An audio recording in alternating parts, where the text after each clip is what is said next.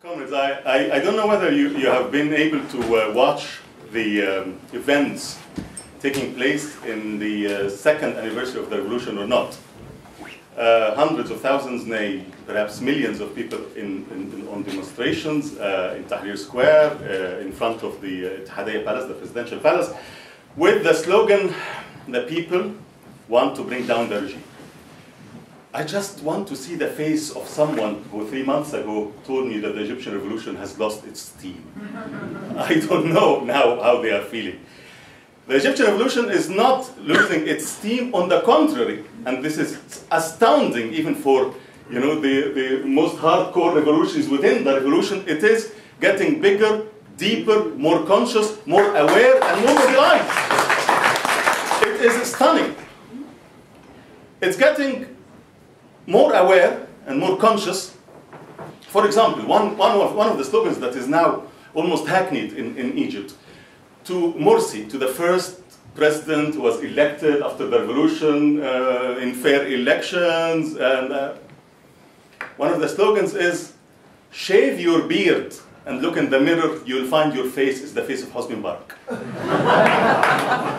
Just like that, just like that, piercing through the whole religious discourse. If religious discourse for you is just growing your beard, yes, but every single thing you are doing is Hosni Mubarak, and if you are not aware of it, and I think he is, you should be. The second anniversary of the revolution has seen also not only such mobilization and such incredible revolutionary spirit of the masses and spirit of martyrdom. It has seen the return of the police. The police this time has been obviously much better prepared by the friends of the regime, like the United States and others. They have new suits. They have been away for the last couple of years, and they came back on the scene with new suits that makes them look like aliens or astronauts. They cannot run very fast in them, by the way. That's serious. And some of the revolutionists, particularly those in their 20s, say, now the new police force, we have the only thing we have to do to beat them is just run. So anyway, the point is, they are very serious about it, and they killed 56 people. 56 of the best of people. 56 young and old men and women who knew that they are being shot at, but still the same spirit prevails. When the police shoots at demonstrators, the demonstrators don't disperse, they get together, they amass, they mobilize, and they go towards the police. And they know that they are going to die, and they know that so many of them are going to die. And this happened. But this is a sign of the weakness of the regime. This is a sign that the regime wants to end this revolution here. And they cannot end it anymore by using the Islamic discourse, nor the discourse of the revolution, and we are the heirs of the revolution, and this president with the beard is the revolutionary president, or the president of the revolution, to make it. No, they can't. On the anniversary of the revolution, they killed 65 people, and they arrested 1,000. And hundreds upon hundreds of people in jail. And tomorrow, Friday, people are amassing in Tahrir Square, and they are going again to the presidential palace under the slogan, "Irhal," means you have to go away. And that's to the president. And that's and that's the best they can do. They can kill the revolutionaries, and they come back, more determined, and they come back with more such self-belief and belief in the revolution. Morsi, and that's the dilemma, the plight of his regime, is that he wants to be a Napoleon, but he cannot be anything more than a clown, actually, with that hat. For example, In November, at some point, he was very worried about the constitution, and the constitution was being formulated and written, and he was very worried. He wanted it so much. So he came out with something called the Constitutional Declaration, giving himself powers that any dictator in the world, particularly Hosni Mubarak in his prison now, would envy him. And what happened is, the next day, around his palace, there were 750,000 people sieging his palace, to the extent that he had to run away. They had to, you know, make him flee in a jeep, in a black jeep, quickly. And that's the president who wanted to give himself absolute powers. For example, and I think that was mentioned in passing by Judith, one of the things he did, because most of the killings were in 3 cities, Port Said, Ismailia, and Suez, and the Muslim Brothers aren't very well liked in those areas. They are very revolutionary areas. They have voted no to the constitution, and they have very strong working class traditions and so on. So he declared, again, like the wannabe Napoleon that he is, a curfew and the emergency law to be applied for those 3 cities, only those 3 cities within Egypt. And the curfew that starts 9 p.m. and ends the next day at 7 in the morning.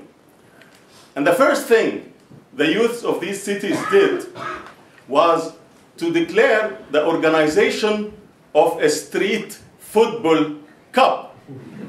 And they had the cheek to call it, and they did it, by the way, and it was fantastic. They called it the Curfew Cup. And people in Ismailia particularly invited other teams from other cities to come at 9 and play with. That's a side joke, but it did happen. The army imposing the curfew had a team. And unfortunately they won, but anyway. That's a shame really on the Ismailia revolutionaries, but anyway. This Napoleon and ending with a clown, during that night, and they actually, it extended, when the presidential palace was besieged by revolutionaries against his dictatorial powers, the time came, it was the deadline for imposing a new VAT tax, VAT tax in Egypt, to get the prices up, to get the IMF loan. So the Prime Minister, being the Prime Minister that he is, just signed raising the prices of all major staples and food staples in Egypt when the presidential palace was besieged by revolutionaries. And of course, only 3 hours later, the president had to annul this, and until this moment, they haven't got the IMF loan because the IMF are not very happy with them, saying, you cannot even impose little teeny weeny VAT. What about all those things we want? The Morsi, the president now, the first president after the revolution, is called the lying president. Just like that. Like when Hosni Mubarak was once called the cow who laughed. And he's also called, and that's even more popular, he's called the spare tire president. Because people believe that he does not get his decisions from himself. It's from the supreme guide of the Muslim Brothers.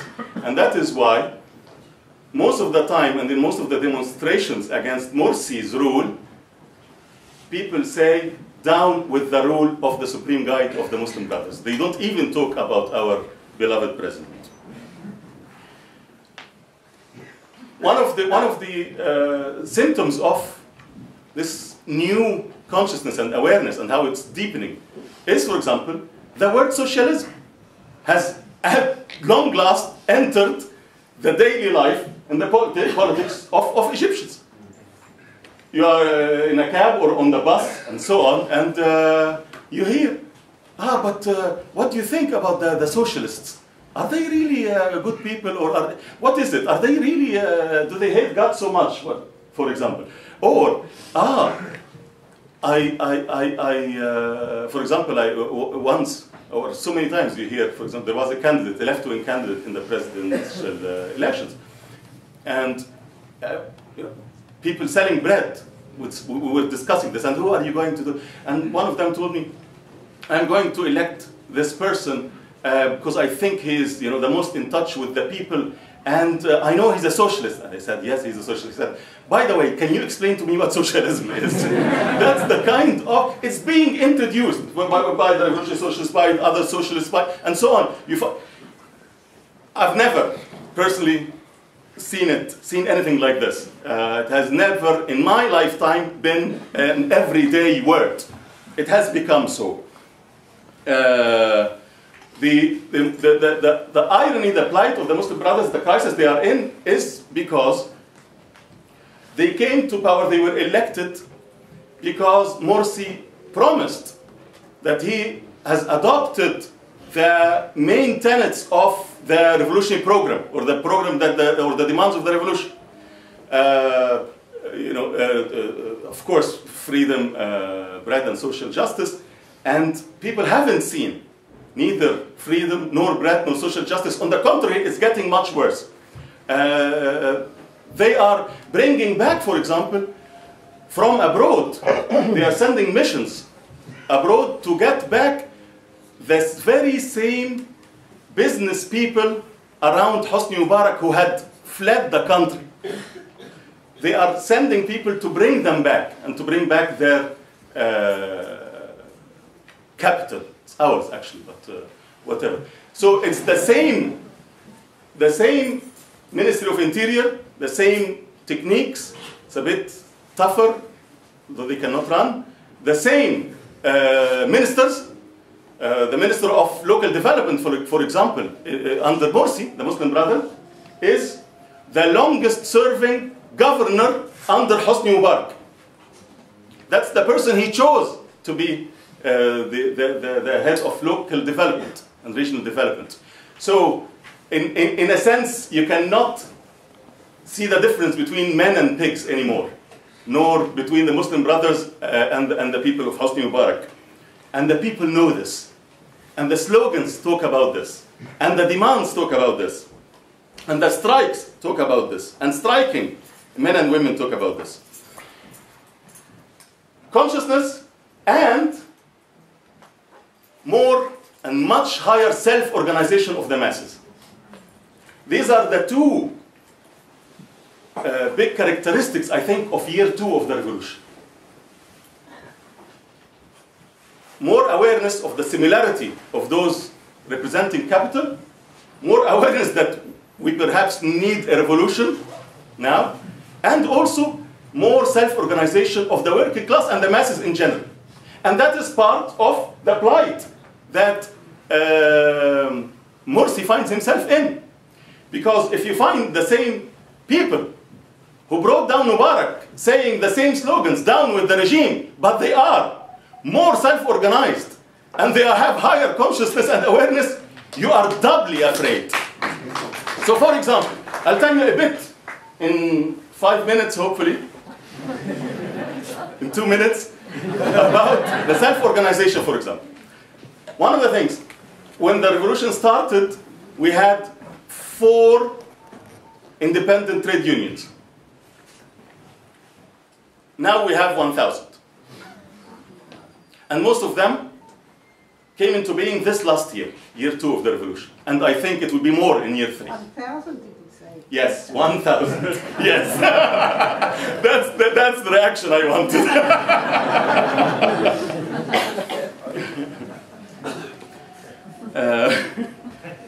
And those 1,000 includes very strange things. This number includes huge trade unions of hardcore industrial working class organizations, like, for example, the independent trade union of Al-Mahalla workers of textile, or textile workers, 24,000 industrial workers. And also, you have the independent trade union of the unemployed. That's one of those 1,000. You have the independent trade union, again, that's what they were, association, if you want to call it, of street peddlers. We have now we have the independent trade union of house servants. We have independent, and so on. So you have the independent trade union movement has reached areas that are incredibly difficult. For example, the independent, and this is a very strong trade union, by the way, the independent trade union of the daily wage earners. And by the way, this trade union went today to have a protest in front of the presidential palace, because if you have seen the horrific scenes of the man being dragged, the protester being dragged naked, this man is, incidentally, among so many other things, is a builder, a painter of homes, and he gets his wages just on a daily basis. So his trade union went today, Thursday, to the presidential palace to protest in front of it. Not only the number and the quality of trade unions have just shifted qualitatively from 1 year ago, let alone 2. The way they deal with other entities and associations is very different than a year ago. So for example, in Suez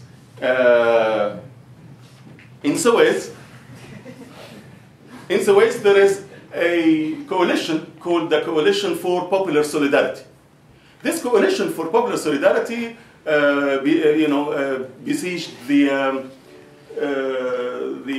municipal government and so on. It's really leading the struggle in Suez. And it includes something called the Alliance of Revolutionary Youth. That's the famous Egyptian revolutionary youth, and the trade union, the Association of the Unemployed, and the Association of Agricultural Workers, and a left-wing party. This type of different front, different coalition, has the revolutionaries, the youth, the left, and the employed and the unemployed. This is a qualitative difference in the self-organization of the masses. I think I have to sum up and then maybe take questions or so. But I have to sum up by saying that social justice is, along with consciousness and self-organization of the masses, is going up the ladder of the revolution demands. And I think year 3 of the revolution will be the year we can broadly call social justice. Morsi and his regime, they have to, if they are going to stick to capitalism, they have to raise prices, and they have to attack the levels, the living standards of the working classes and the poor. Politically, they are losing every day. Already, millions have trickled away from them, millions, and it can be proven. So we are looking, if we're looking into the future for next year, we are going to have the social / economic / political struggle erupt more and more. And I believe that the working class will have a bigger role to play next year than it has done. I have the inspiration of the very day of the 25th of January, the 2nd anniversary.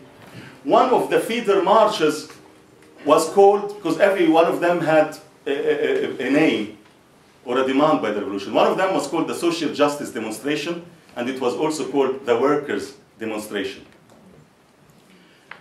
On this demonstration was organized by the Independent Trade Union Federation and the Revolutionary Socialists and the Socialist Alliance and other revolutionaries.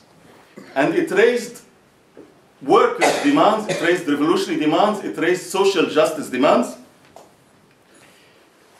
And I think that next year, and that's what the left and the revolutionary socialists have to work on, is to put together much more organically and much more in practice and also in slogans and in discourse, put together, braid together the political democratic demands with the economic and social justice demands. And I would like to end by just reminding you of the many threads into this revolution. We have, until now, 3 big slogans. One of them, we gratefully took it from the Tunisians, when they raised the amazing, amazing slogan has never been said before in the Arab world: the people want to bring down the regime. So the Egyptians, of course, loved that. They said, yeah, we want to raise the same demand in Cairo. And they raised it, and they raised the ante, in a sense, and they put their own demand, again, that became an Arab-wide demand: bread, freedom, and social justice.